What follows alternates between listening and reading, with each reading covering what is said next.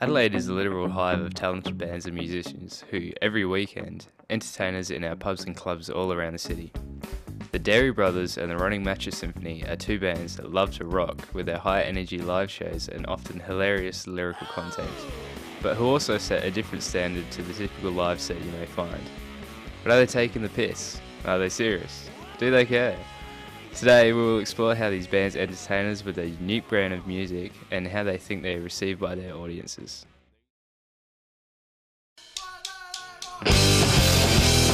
Dairy Brothers are a band that, on stage, strives to engage their audience through performance and music. They're a four-piece who formed in 2003 and ever since have been blowing audiences away with their live shows and always quirky and hilarious, high-lactose rock. We spoke to lead singer and keyboardist Joel Mikowski and keyboard bassist Tom, and of course Cowman, about the band. What can the crowd expect at a Dairy Brothers gig? Well, I often take my pants off. Yeah. Yeah. And also we play songs about rock. Yeah. Well, they're not all about rock. No. But they are rock songs. Some of them are about rock. Our other band today are a unique three-piece, the Running Mattress Symphony. Their blend of hilarious lyrics and crazy, unpredictable stage shows, often involving trampolines and vegetables, keep the audiences highly entertained. We talked to members Colin, Graham and Hank about the band. What can the audience expect at a Running Mattress Symphony gig?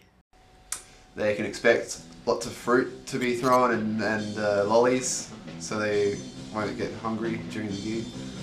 And generally they should be visually entertained to take their ears off the music. We want them to be like, hey, remember that band we saw? That really silly, but it was funny to watch. Has your unique performance become an essential part of your live music? I don't really think there is any music behind any of it, except for if you took away the music, no one would even notice.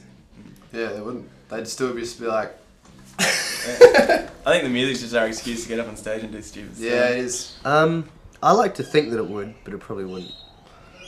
Yeah, I like to think that the songs can stand up on their own. I think people have come to know the songs as live tracks more than recorded tracks. But hopefully we can change that with our upcoming release.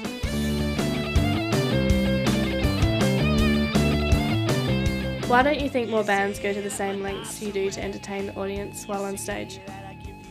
I reckon they do. They just, Do it a different way, maybe. or Through their music. we just don't know about them. I've seen a couple of bands that are pretty entertaining. Like, they do extra things to entertain other than just playing the music, such as the Dairy Brothers. They've got cows. And we saw Lady Strangelove last night. They were playing in the dark with fairy lights. That was pretty good. Yep. But other bands, yeah, I think maybe they just don't do all the extra things because they just got, they're just concentrating to get purely good music. We kind of concentrate on a bit of entertainment as well. But there are bands out there who think that being in a band is about wearing scarves. Yeah. And it's not. It's about putting in the effort and making the crowd, working for the crowd, So, how do you feel your performance is generally received by the audience? Does it make for a more interesting relationship? Yeah, last time there was a few goats in the crowd and I've had a long-lasting relationship ever since that last gig with those couple of goats. And Yeah, even if there's like another band and then their fans come along and then they start smiling as well, and then you talk to them afterwards. People seem to love it. People, Don't they? enough people seem to like it to make it worth the while. Sometimes I let some members of the audience play my instrument, but sometimes they normally stuff it up. Because they don't know how to play it. Any really bad experiences where the audience just didn't get into your show at all? Yes, Manum. Oh, Manum. Don't play at Manum. don't ever go to Manum. Why would Manum exist? It's just like a poor man's... Sydney.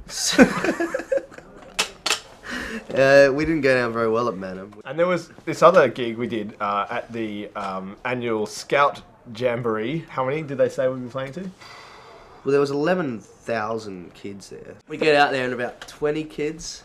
20 to 30 Just 30 standing kids down. halfway through their song. I look down at this kid and he just looks at me and just goes, Big thumbs down. and then him and his two friends left. Him and all his mates just piled out of there. Finally, are there some common misconceptions held by the media or punters about the content of the music that you play? Well, yes, there is. They consider us to be very shit. but In yes, reality, we're not. yes, they have trouble not dancing towards the end of the gig. No, they And do. then and they start smiling. Yes, there are common misconceptions. Are aren't there? Yeah, because people always call us a novelty band. And we're not, just because we have a guy with a big cow head Yeah. doesn't mean we're a novelty band. No. You know? No, Like, we're very serious. People think, oh, look at them, they're trying to be all funny and. people Do go, oh, they? look at those wankers. Yeah. People say that. Not even when we're in the band, just when we're walking down the street. What were we talking about? Sorry. Oh, yeah, the misconceptions. Yeah. Oh, right. yeah, It's coming. thanks. Yeah, no, we're not a novelty band, despite what it may look like. Or are we? No, No. we're not. 1, 2, 3.